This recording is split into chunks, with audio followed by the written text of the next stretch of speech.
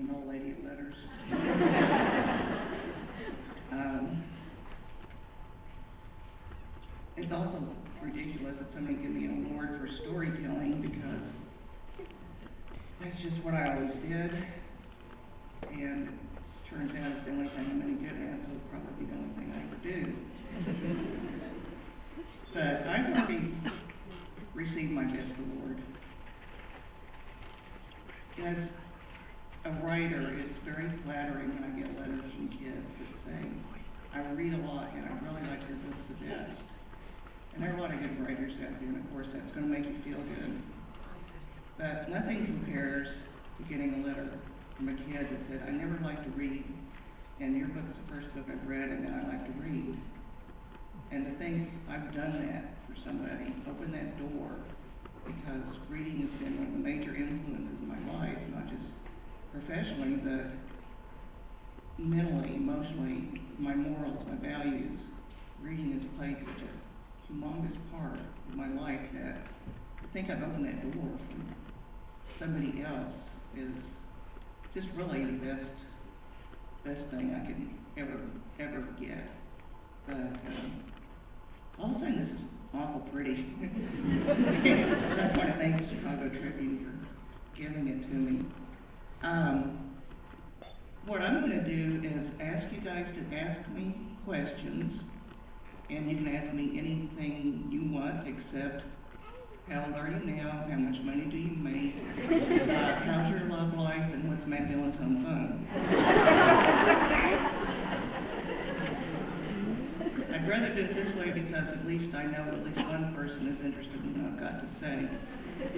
One thing I would ask is if you stand up and speak up, because I'm not kidding about the old lady of letters business.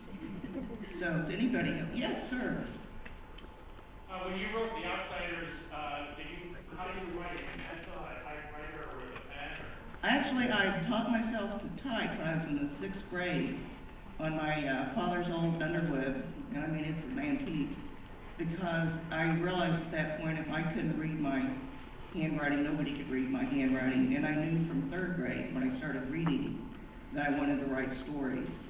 So I wrote The Outsiders, I typed it. At first it was 40 pages long, single-spaced. Then I went back over it, and then I went back over it, and I added more detail, flashbacks, whatever. It took about a year and a half to do.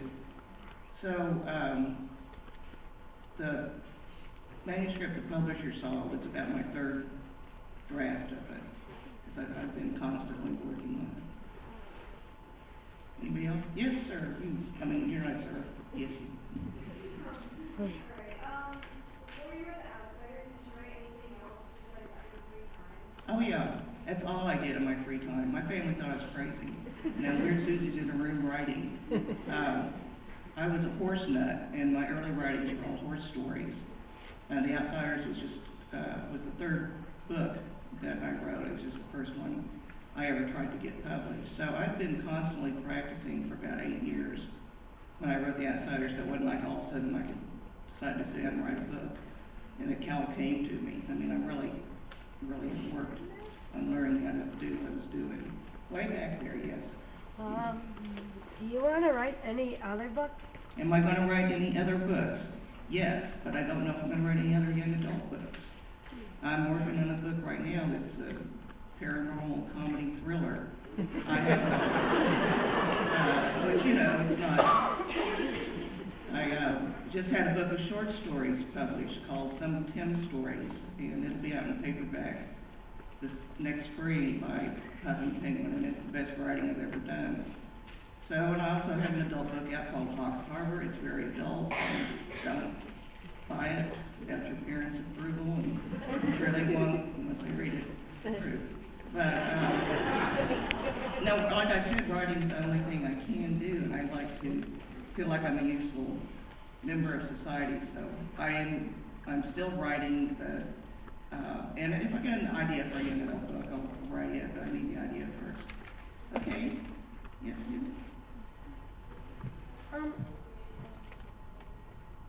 Have I ever read any what books? I don't read young adult books. I never have. mean, once I quit being a young adult, the only reason why I wrote The Outsiders was there wasn't anything to read. If you weren't ready for adult books and you were through the horror stories, there wasn't much to read except Mary Jane Goes to the Prom. And I'd been to a few proms by then, and it wasn't, you know, Mary Jane wants to go to the football hero and ends up with the white boy next door, and she has a good time anyway, just like Mother said. You know, it was like, going to the prom was like who got the boozy and who got killed in the parking lot. I wanted to read something that I actually saw my friends doing. But once I passed that stage, and it's an interesting time to write about, so I kept writing about it, but I don't really read young adult novels. What I read, I don't even read much modern fiction at all. I read a lot of biography, memoir, history, paranormal, that kind of stuff. But I don't read young adult. I don't even want to know what's hot. So, yes.